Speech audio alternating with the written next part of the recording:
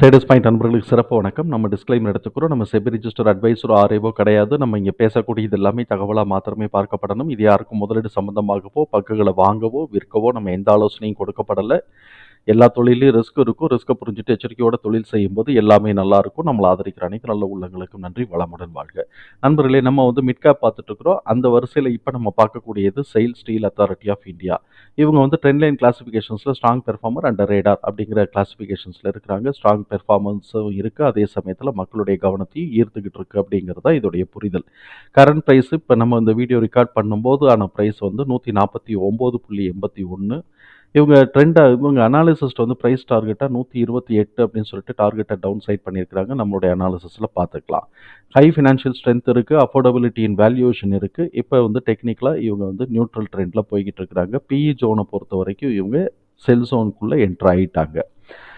இவங்க key metrics பார்த்தோம்னா, fundamental key metrics பார்த்தோம்னாக்க இதில் ரொம்ப ஸ்ட்ராங்காக நமக்கு சால்வன்சி பொசிஷனை மெயின்டைன் பண்ணுறாங்க. மாடரேட் ரிட்டர்ன் எடுக்கிறாங்க. கடன் ஆல்மோஸ்ட் தியரிட்டிக்கல் லிமிட்டில் இருக்குது.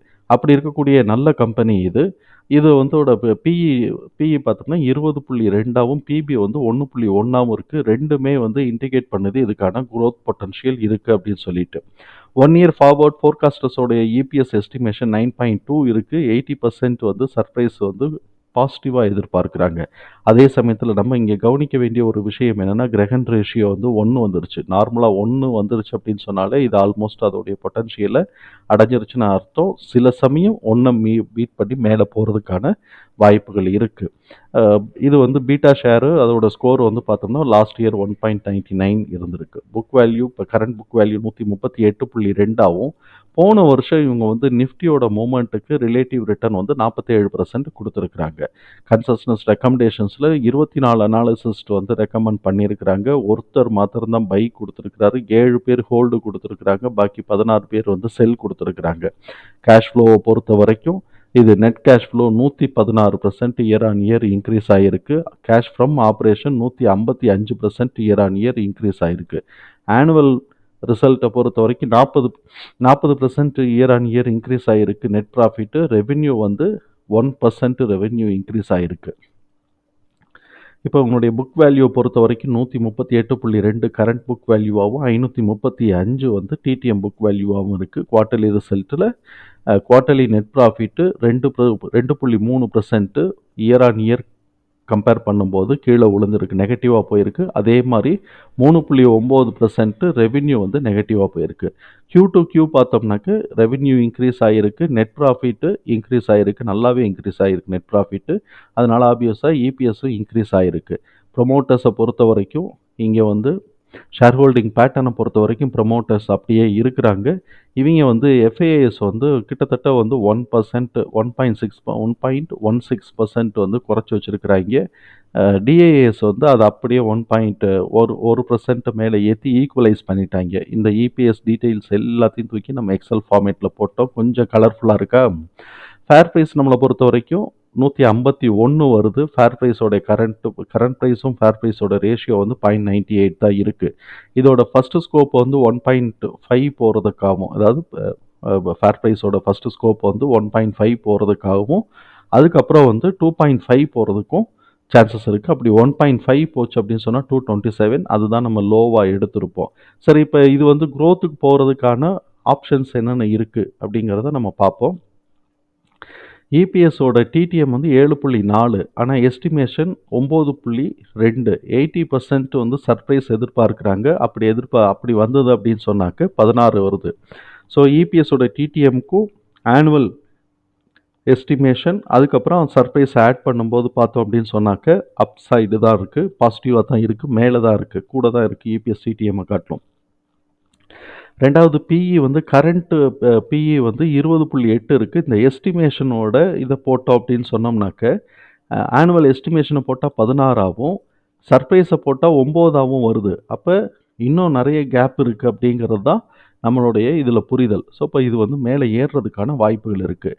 அப்படி மேலே ஏறுனா எது மேக்ஸிமம் ஸ்கோராக இருக்கிறதுக்கு வாய்ப்பு இருக்குது அப்படின்னு சொன்னால் 92 உடச்சும் மேலே போயிடுச்சுன்னு தெரியும், 131 உடச்சும் மேலே போயிடுச்சுன்னு தெரியும், 321 3லேருந்து 454 வரைக்கும் இதுக்கான ஸ்கோப் இருக்குது.